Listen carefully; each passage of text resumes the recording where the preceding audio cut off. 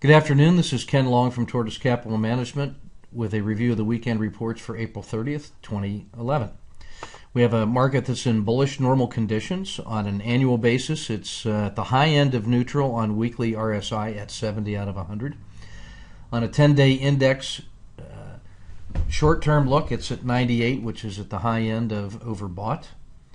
The percent stretch above the 200-day moving average is at 12.35%, which makes it bullish. The slope of the 50-day moving average improved slightly to 0.22%. It's still reddish, though, which puts it at bearish conditions compared to the last 6 months. ADX at 15.5 is now in a neutral condition, and with plus DI better than minus DI, we have perhaps the beginning of a new third leg up in the bull market. The ATR percentage remains under 1% at 0.92%, which is at the middle range of normal volatility.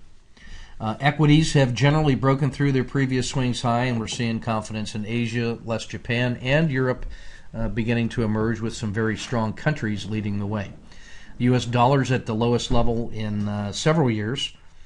We have precious metals, commodity, energy are continuing to dominate, especially silver, but we would point out that, again, it's over a 5 standard deviation move away from the trend line. It's at near historic highs, and price action is looking a little toppy. A 10 to 12% retracement would be absolutely normal and not unexpected in silver, so we're going to respect our trailing stops and ensure that we preserve profits by respecting those stops. The rebalancing project was run this weekend, and we'll be exchanging either SPY or DIA for Australia, EWA. The core positions in MDY and IWM remain unchanged. 631 also is holding on to that. The quarterly rebalancing, which is holding DIA, is not due to be rerun until 1 July. In ETF2, we're adding a position in Germany, symbol EWG. That brings our theoretical exposure in the model to 100% and the model portfolio to 100%, with all 10 indexes in the world market model being positive on a 5-week rate of return. Moving on, these are the 10 regional ETFs in the ETF2 database. As you can see, all 10 are positive on 5-week rate of return. So the model goes from 90 and 10 to 100% invested, 0% cash.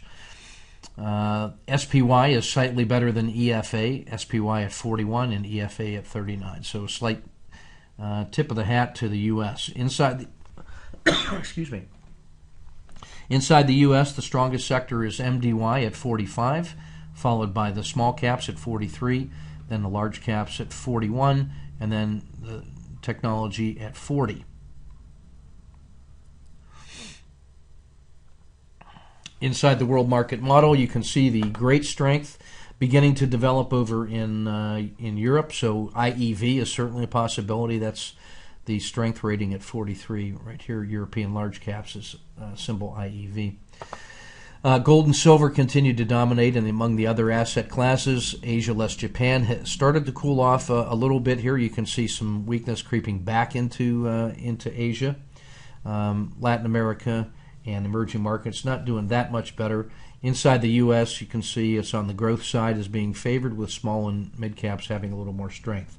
In the business sectors, healthcare and utilities and consumer staples. So what we have here are the defensive sectors, and the large caps actually starting to do pretty well. Weakness in U.S. finance persists. 100 by 200 crossover system, almost everything is in favorable technical conditions, with the exception of Latin America, Japan, treasuries, and U.S. financials.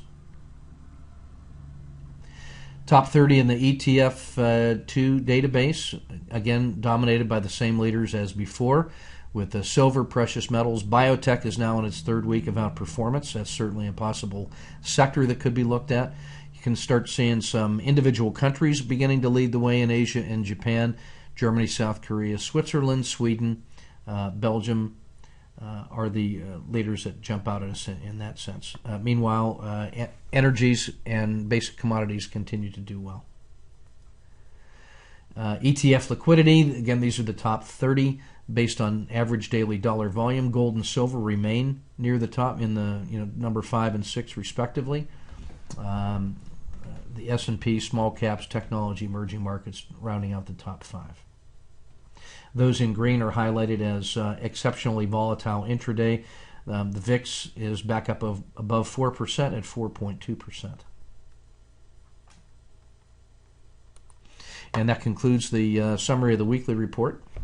And I'll be moving on to the dailies.